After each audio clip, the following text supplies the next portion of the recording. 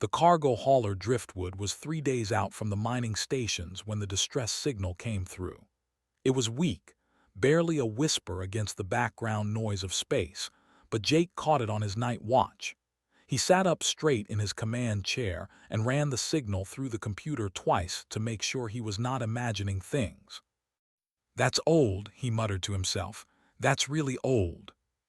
The signal used a frequency that nobody had used in centuries. Jake had only seen it mentioned in history files, back when humans still built their own ships. He called his crew to the bridge.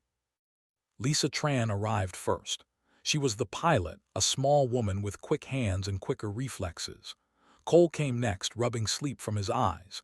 He was the engineer, though that title meant something different now than it had in the old days. These days, engineers just ran diagnostic programs and called the conclave repair services when something broke. Amy was last, the ship's medic, carrying a cup of coffee that she clearly needed. "What's going on?" Lisa asked. Jake pointed at the signal on his screen. "Distress beacon, coming from the outer system past the ice belt." Leaned in to look. "That frequency is ancient, pre-conclave ancient. Has to be a malfunction or some kind of echo."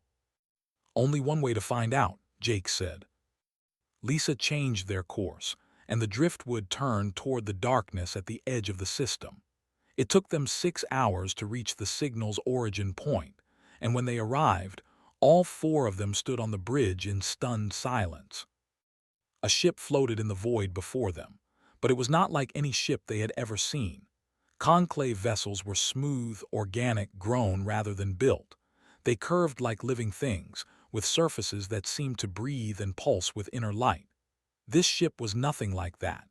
It was massive and angular, covered in thick plates of armor that had turned rust-colored with age. Sharp edges and hard corners made it look aggressive, almost angry. Weapon mounts bristled from its hull like thorns on a dying plant. "That's human," whispered. "That's a human-built ship." Amy shook her head slowly. "That's impossible. Humans haven't built ships in 300 years. "Exactly," Jake said. "It's been out here for 300 years. They brought the driftwood alongside the ancient vessel and found a docking port that still functioned. The seals were different from modern standards, cruder but somehow more solid. Had to manually override 3 different locks to get the door open, and when he did, stale air rushed out to meet them. The interior of the old ship was dark and cold. Emergency lights flickered on as they walked through the corridors, triggered by motion sensors that still worked after all these centuries. Jake found this remarkable. Conclave ships needed constant maintenance, their biological systems requiring careful attention to stay healthy. This dead ship had been floating in space for longer than anyone alive had been breathing, and its lights still turned on when someone walked by. They found a name painted on a bulkhead near the main corridor: Iron Covenant. "I've never heard of it," Lisa said. "Nobody has," Jake replied. "That's what bothers me." The ship was enormous. They spent 2 hours exploring just the forward sections, finding crew quarters with personal items still in place, a mess hall with plates on the tables, and an armory filled with weapons that none of them recognized. Everything was covered in a thin layer of dust, but nothing was broken. Nothing had decayed.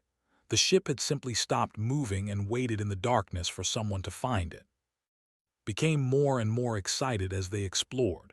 He kept stopping to examine wall panels and access hatches, muttering to himself about redundant systems and manual backups. "Look at this," he said at one point, pulling open a maintenance panel. "There are 3 separate power conduits here. 3. If one fails, the other 2 keep working, and they're all accessible. You can actually reach in and fix them with your hands." "That seems obvious," Amy said. "It's not obvious at all," replied. "Our ships don't work like that. If something breaks on a conclave vessel, you call for help and wait. You can't fix it yourself because you can't reach it. You can't even see it. Everything is sealed inside biological membranes." He stared at the simple, accessible machinery with something like hunger in his eyes. "This is how things are supposed to work." They found the bridge on the upper deck. It was smaller than Jake expected, cramped and functional, with physical controls and actual buttons instead of thought interfaces and gesture sensors. The captain's chair sat in the center, and in that chair they found remains. A skeleton in a uniform seated upright, hands still resting on the armrests. A sealed box sat on the console in front of it, along with a leather-bound book. Jake approached slowly, showing respect for the dead. He picked up the book first. It was a journal handwritten in ink on real paper. The name on the inside cover read, Captain Ben. Jake turned to the last entry, dated over 300 years ago. The handwriting was shaky but clear. "They made us forget," Jake read aloud. "They did it slowly, so slowly that nobody noticed. Free ships, free repairs, free travel. Why build your own when everything is given to you, but nothing is free? We paid with our knowledge, we paid with our skills, we paid with our future. I am the last one, the last captain of the last human-built warship, but I will not let our legacy die with me. I have hidden everything in this data core, the schematics, the techniques, the history they want erased. Find it, understand it, remember what we were." Jake looked at the sealed box on the console. He picked it up carefully, feeling its weight in his hands. Inside was a data core, old but intact, waiting for someone to unlock its secrets. "We're taking this back," Jake said quietly. "All of it, the data core, the journal, everything." "The Conclave won't like that," Amy warned. Jake looked at the skeleton of Captain Ben, the last builder, the last keeper of forgotten knowledge. The man had waited 300 years for someone to find his message. Jake was not going to let him down. "The Conclave doesn't need to know," he said. "Not yet." They returned to the driftwood with the data core and the journal. Behind them, the Iron Covenant continued to float in the darkness, ancient and patient, waiting for humanity to remember what it had lost. 12 hung in orbit around a massive gas giant, its rings of ice and rock providing a beautiful backdrop for the busy trading hub. Thousands of humans lived and worked on the station, buying and selling goods that moved between the colony worlds. Jake brought the driftwood into dock on the station's outer ring, and within hours, word of their discovery had spread. He tried to keep it quiet. He really did, but could not stop talking about what they had found, and Amy mentioned the ancient ship to a friend, who mentioned it to another friend, and soon everyone on the station knew that a human-built warship had been found drifting in the outer system. The Conclave observers arrived 4 days later. Their ship was beautiful in the way that all Conclave vessels were beautiful. It seemed to flow through space like water, its surface shimmering with colors that had no names in human languages. It docked at the station's central hub, and a procession of crystalline beings emerged. The leader called itself Vessel Prime. It stood twice as tall as a human, its body made of something that looked like living glass. Light moved inside it constantly, flickering and pulsing in patterns that might have been thoughts or might have been nothing at all. It spoke in a voice that seemed to come from everywhere at once. "We understand that you have recovered an artifact from the pre-integration era," Vessel Prime said. "We are here to collect it for safe decommissioning." Jake stood in the station administrator's office, facing the alien across a desk covered in papers and data tablets. Karen sat behind that desk, a tired woman in her 50s who had run 12 for 15 years and had learned to navigate the complicated relationship between humans and their alien benefactors. "It's a piece of human history," Jake said. "It belongs to us." "It is a relic from a dangerous time," Vessel Prime replied. "A time when humanity was divided and violent. The ships from that era were weapons of war. They serve no purpose in the peaceful galaxy we have built together." Karen looked at Jake, her expression warning him to be careful. The Conclave provided everything. Their ships carried human goods between worlds. Their technology powered human stations. Their medicine kept humans healthy. Challenging them was not wise. But Jake had read Captain's journal. He had seen the data files on that ancient core, and he was not willing to hand over either. "I need time to study it," Jake said. for historical purposes. Vessel Prime flickered, its inner light shifting to darker shades. We will grant you 10 standard days. After that, the artifact must be surrendered. This is not a request. The alien delegation left the station, but they did not leave the system. Their ship took up position near the gas giant, watching and waiting. Jake worked fast. He brought in Gary, a retired professor who had spent his life studying the pre-conclave era. Gary was an old man with white hair and thick glasses, and he looked at the data core like it was the most precious thing he had ever seen. "This is real," Gary whispered as the files opened on his tablet. "These are actual construction schematics, engine designs, weapon systems, navigation computers." His hands trembled as he scrolled through page after page of technical drawings. "Jake, this is everything. This is how we used to build ships." Sat with them studying the engineering files with growing excitement. "Look at these drive systems. They're completely different from conclave technology. The conclave uses fold space engines that we don't understand. Nobody understands them except the conclave. But these engines work on principles that make sense. I can see how they function. I could build one of these if I had the materials." "That's the point," Gary said quietly. "That's why they made us forget." He pulled up a file labeled Historical Analysis and began to read aloud. The document had been written by Captain himself, a final record of what had happened to humanity. 300 years ago, humans had been the most active shipbuilders in the known galaxy. They had built thousands of vessels, explored countless star systems, and established colonies across an entire arm of the Milky Way. They were not the most advanced species, but they were the most energetic, the most expansive, the most driven. The conclave had watched with growing concern. Humanity was spreading too fast, too recklessly. They were unpredictable and violent, fighting among themselves even as they reached for the stars. The conclave decided that humanity needed to be controlled, but they were smart enough to know that direct confrontation would only make things worse. So they offered gifts instead. Free ships, beautiful, efficient, reliable ships that never broke down and never needed repair. Why build your own when the conclave would give you something better? Free travel between worlds, free communication networks, free medical technology. Everything was free, and everything was better than what humans could make themselves. Within one generation, human shipyards began to close. Why pay workers to build ships when ships were free? Within 2 generations, the engineering schools stopped teaching construction. Why learn skills that nobody needed? Within 3 generations, the knowledge was gone, not destroyed, just forgotten, set aside and never picked up again. "They domesticated us," Gary said. "Like pets. They gave us everything we wanted, and in exchange, we gave up everything that made us capable of standing on our own." Amy looked troubled. "But why? What do they get out of it?" Gary smiled sadly. "Control. We can't leave. We can't fight.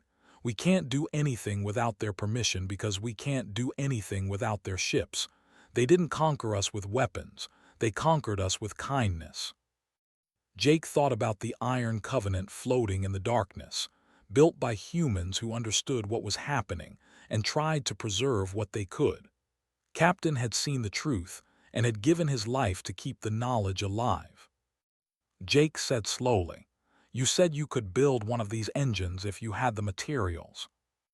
Nodded. "I think so. It's strange, but these designs feel familiar somehow, like something I've always known but never learned." "Then we're not giving this data to the conclave," Jake said. "We're giving it to everyone else." Karen looked alarmed. "Jake, if you do that, there will be consequences, trade sanctions, supply restrictions. People could starve." "People are already starving," Jake replied. "They're starving for something real, something that belongs to them, something they built with their own hands." He looked at the data core glowing softly on the table. "It's time to wake up." That night, Jake began transmitting fragments of the old schematics to underground networks across human space. The files spread like seeds carried by the wind, landing in fertile soil all across the colonies, and humanity began to remember. On the mining colony of 4, a woman named Tors worked 12-hour shifts maintaining the automated drilling equipment. She had done this job for 15 years, following instructions that appeared on her tablet screen, replacing parts that the computer told her to replace, never understanding why she was doing any of it. The machines worked because they worked. That was all she needed to know. Then she received a file from a friend. Just a few pages of old technical drawings, passed along through a chain of contacts that stretched back to 12. Opened the file during her lunch break, expecting nothing important. She stared at the engine schematics for a long time. Something stirred inside her chest, a feeling she could not name. The drawings made sense in a way that nothing in her life had ever made sense before. She could see how the parts fit together. She could imagine how they would move. Her hands itched to start building. That night went to the colony's salvage yard and began collecting pieces of discarded machinery. She did not know exactly what she was making, but her hands seemed to know, guided by an instinct that felt older than she was. On New Pennsylvania, an agricultural world covered in wheat fields and apple orchards, a teenage boy named found similar files on his school computer. Someone had hidden them in a folder labeled Historical Documents and had opened them out of boredom during a history lesson. He spent the next week reading everything in that folder. The technical information was difficult, but he found that if he stopped trying to understand it and just let his eyes move across the page, the knowledge seemed to settle into his brain on its own. By the end of the week, he had built a small power generator in his family's barn using spare parts from broken farm equipment. His father found him testing it one morning, a crude device made of metal and wire that hummed with actual electricity. "Where did you learn to do this?" his father asked. Shrugged, "I didn't learn it, I just knew." Similar stories began to appear across human space. On ocean worlds and desert worlds and frozen worlds, humans who had never built anything more complicated than a bookshelf suddenly found themselves understanding technology that had been forgotten for 3 centuries. They gathered in small groups, sharing files and comparing notes, teaching each other skills that felt less like learning and more like remembering. Back on 12, Lisa Tran discovered why this was happening. She had been reading Captain's journal more carefully, looking for details that Jake might have missed. In the middle of the book, she found a section about something called Project Ember. The builders knew what was coming, Lisa explained to the others, gathered around a table in Jake's quarters. They knew the Conclave was trying to erase their knowledge, so they hid it in the last place anyone would look. "Where?" Amy asked. "In us," Lisa said. "In human culture." They encoded critical engineering concepts into children's games, building blocks that taught structural principles, puzzles that demonstrated power distribution. They wrote songs with lyrics that described chemical reactions. They created stories where the heroes solved problems using mechanical skills. For 300 years, human children have been learning the basics of starship construction without ever knowing it. Gary nodded slowly, understanding spreading across his face. The knowledge was never truly lost. It was stored in our traditions, passed down from generation to generation, waiting to be activated. And these schematics are the activation key, added. When people see the technical drawings, their brains connect them to knowledge they've had since childhood. That's why it feels like remembering instead of learning, because it is remembering. Jake felt a weight lift from his shoulders. Captain had not just preserved the old knowledge. He had planted it deep in the foundations of human culture, hidden in plain sight, protected by the simple fact that no one would think to look for engineering secrets in nursery rhymes and toys. But the Conclave was beginning to notice that something was wrong. Reports reached 12 of Conclave observers visiting colony worlds, asking questions about unauthorized construction projects. On 4, Tors had been questioned about the prototype engine she was building in her small apartment. On New Pennsylvania, school had been investigated after teachers reported unusual student projects. Then came the formal announcement. Vessel Prime appeared on every communication screen in human space, its crystalline form shimmering with angry light. It has come to our attention that certain humans are attempting to revive dangerous and obsolete technologies, the alien said. This activity threatens the stability of the galactic peace. Effective immediately, all unauthorized construction projects must cease. All illegally distributed technical files must be deleted. Humans who fail to comply will face immediate consequences. The transmission ended with a list of demands and deadlines. Jake read through them with growing anger. "They're demanding we surrender the Iron Covenant," he said. "They're demanding we hand over the data core. They're demanding the names of everyone who received the files." "And if we refuse?" Karen asked. "Trade sanctions, supply restrictions. They'll cut us off from food shipments, medical supplies, everything we need to survive." Jake threw his tablet onto the table. "They're going to starve us into submission."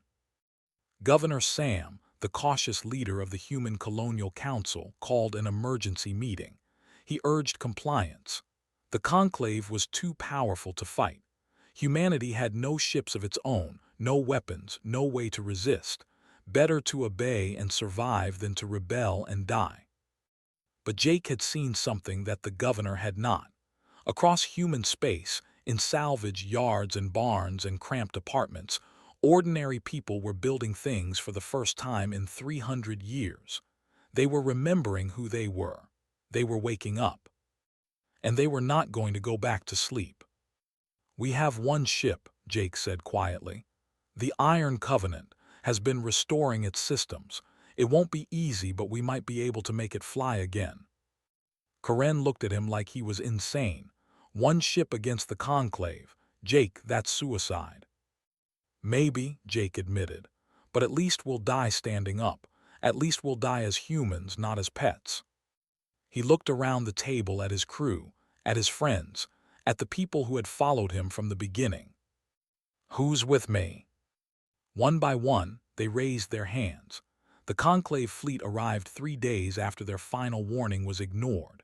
30 warships dropped out of fold space around 12, surrounding the station in a perfect sphere of shimmering alien vessels. Each ship was beautiful, its surface flowing like liquid metal, its weapon systems hidden beneath smooth, organic curves. Together, they represented enough firepower to destroy a small moon.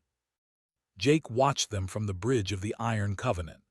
The ancient warship floated 5 kilometers from the station, its old hull patched and reinforced, its systems restored to working order through 3 weeks of desperate effort.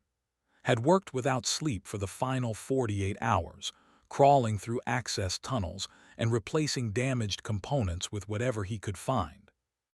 The ship was not pretty. Its armor was and dented. Its weapon mounts were visible and ugly. It looked like exactly what it was, a relic from a brutal age, built by a species that understood violence in ways the conclave never would. 12 volunteers crewed the vessel. Jake commanded from the captain's chair, the same chair where Ben had died 3 centuries ago. Lisa sat at the pilot's station, her hands resting on physical controls that responded to touch rather than thought, monitored the engines from a cramped engineering bay, watching gauges and dials that showed real numbers instead of abstract symbols. Amy had set up a medical station in the ship's sick bay, preparing for casualties that seemed inevitable. The others were station workers who had answered Jake's call. Mechanics and technicians, people who had spent their lives following instructions they did not understand. Now they sat at weapon stations and sensor consoles, learning their jobs in real time, guided by instincts they had not known they possessed. Vessel Prime's voice filled the communication channels. "This is your final warning. Surrender the artifact vessel immediately. Resistance will result in your destruction." Jake opened a channel. "We're not surrendering anything. This ship belongs to humanity. The knowledge it carries belongs to humanity. You don't get to take it from us. You cannot win this confrontation, Vessel Prime said, sounding almost confused. You have one obsolete vessel against 30 modern warships. The outcome is mathematically certain. Maybe, Jake said. Let's find out. He closed the channel and looked at Lisa.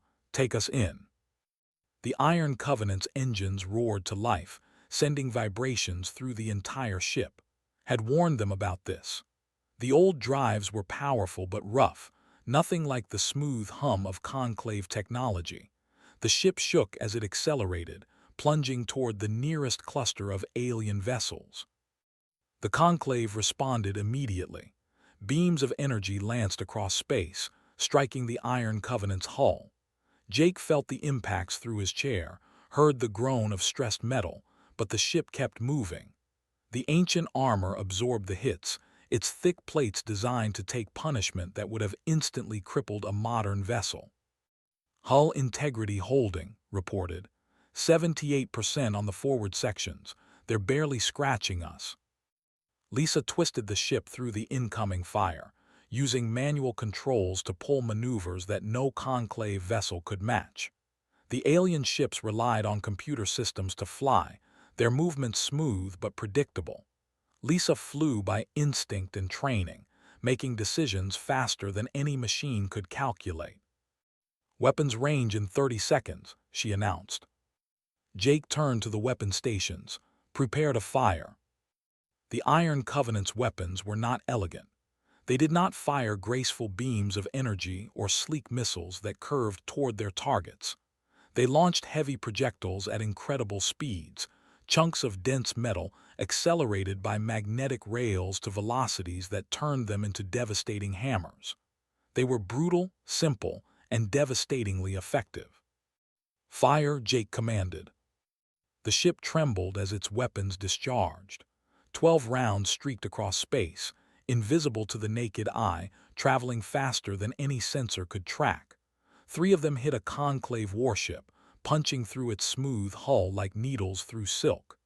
The alien vessel shuddered, its inner light flickering, and then exploded in a silent bloom of fire and debris.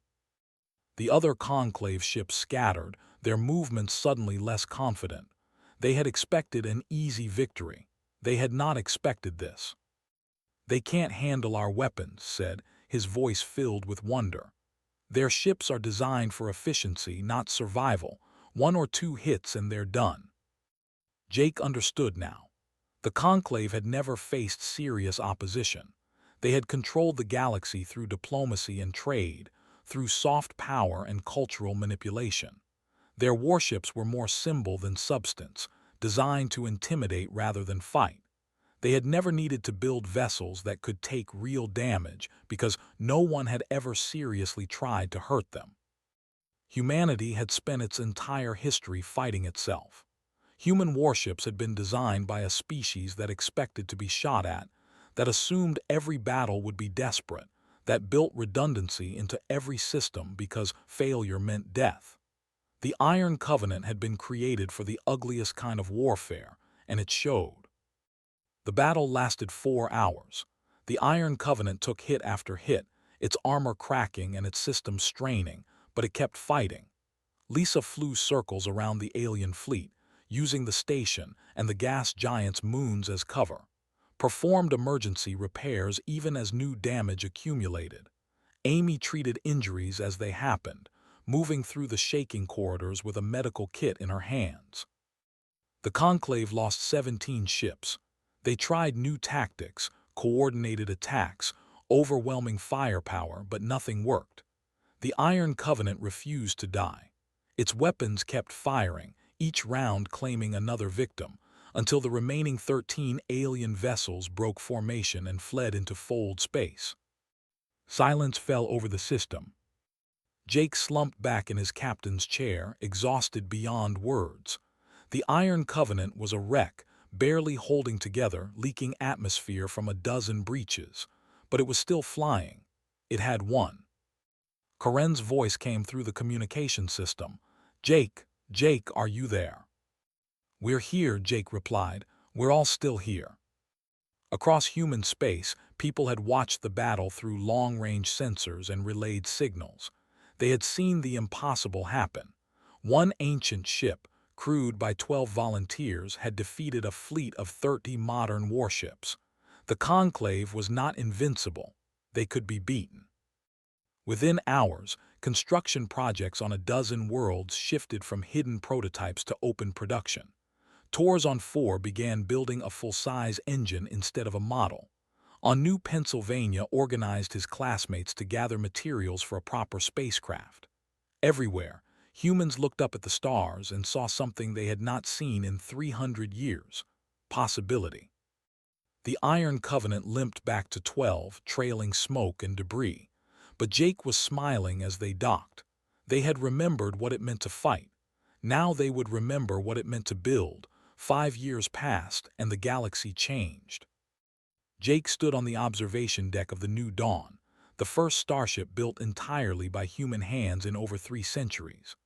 The vessel hung in orbit above Earth, surrounded by the sprawling framework of orbital shipyards that stretched for kilometers in every direction. Construction lights flickered in the darkness as thousands of workers welded plates, installed systems, and brought new ships to life. 12 more vessels were taking shape in those yards, each one larger and more advanced than the last. The designs drew from the old schematics found on the Iron Covenant, but they also incorporated innovations that human engineers had developed in the past 5 years. Humanity was not just remembering its past, it was building its future. Below, on the surface of Earth, factories had reopened for the first time in generations. Schools taught engineering and construction alongside history and art. Children grew up with tools in their hands, learning to make things instead of just consuming things. The old knowledge merged with new creativity, and the results were remarkable. Cole had become the head of the New Houston Engineering Academy, the first institution dedicated to human shipbuilding since the Conclave's soft conquest began. He had started with 12 students meeting in a converted warehouse. Now he taught thousands, young people who came from every colony world to learn the skills their ancestors had forgotten. He visited the New Dawn to inspect its engine systems, still marveling at what they had accomplished. "These drives are twice as efficient as anything on the Iron Covenant," told Jake as they walked through the engineering section. "And we designed them ourselves. No old schematics, no recovered files, just pure human ingenuity." Jake nodded, but his thoughts were elsewhere. He was thinking about the Conclave, about what would come next. The Alien Federation had retreated to its core worlds after the Battle of 12, shocked and confused by their defeat. They had tried to maintain trade sanctions against human worlds, but other species had started dealing with humanity directly, curious about these strange beings who had thrown off their masters. "Do you think they'll come back?" asked, reading Jake's mood. "Eventually," Jake said, "but they won't find us asleep this time." Lisa Tran commanded her own vessel now, a fast scout ship named the Swift Current. She spent her time exploring regions of space that the Conclave had declared off-limits to humanity, finding planets and resources that the aliens had kept hidden for centuries. Every month brought new discoveries, new opportunities, new reasons for hope. Amy had left space entirely, dedicating herself to building medical facilities that combined human surgical traditions with alien biotechnology. The Conclave had always insisted that such mixing was impossible, that human and alien technologies were fundamentally incompatible. Amy had proven them wrong, developing treatments that neither species could have created alone. Karen still ran 12, but the station had grown beyond recognition. What had once been a small trading hub was now a thriving port, a crossroads where human ships met vessels from a dozen different species. The Conclave's monopoly on galactic trade was breaking down, and humanity was rushing to fill the gaps. Gary had finished his life's work, a complete history of the soft conquest and humanity's recovery from it. The document was taught in every school on every human world, a reminder of how close they had come to losing themselves forever. "Never forget" became the motto of a generation, painted on walls and printed on shirts and spoken at public gatherings. But perhaps the greatest changes had happened among ordinary people. Tors had risen from maintenance worker to shipyard foreman, overseeing construction on 4, had graduated from the new Houston Academy and now designed navigation systems for the new fleet. Across human space, people who had spent their lives following instructions were now giving them, creating instead of consuming, leading instead of following. Jake received a transmission from as he stood on the observation deck, watching the construction lights dance in the darkness. "Commander," her voice came through, warm with pride. "We just laid the keel on number 13. The workers took a vote on what to name it." "What did they choose?" Jake asked. "Iron Covenant, aye." Jake smiled. The original Iron Covenant still existed, preserved as a museum ship in orbit around 12. Thousands of people visited it every year, walking through its ancient corridors, touching its armor, reading the journal of Captain Ben. It had become a sacred place, a reminder of what one person could accomplish by refusing to let go of the past. That evening, Jake found himself in his quarters, reading that journal for the 100th time. He had memorized most of it by now, but certain passages still moved him. "We build because we must," Captain had written near the beginning, before the soft conquest had taken hold. "Not because building is easy, but because building is who we are. We are not creatures of consumption.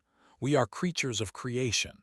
We shape the universe to match our dreams, and in doing so, we become more than we were. The day we stop building is the day we stop being human."